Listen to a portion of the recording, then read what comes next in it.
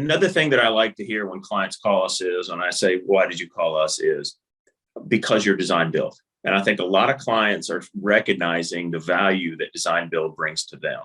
One of the reasons, the main reason for providing design build is we provide the budget side of the equation and the design side of the equation. It's not separated. You're not operating in a vacuum and designing this thing without any input on numbers.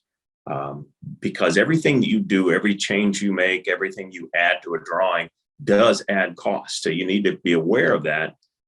We're able to guide people through the design, make sure they get the design they want, yet we're sticking with the budget. Or if they are going over budget, how much and why, and is there any way to bring it back? It allows clients a lot more control with a lot less hassle to go through design build.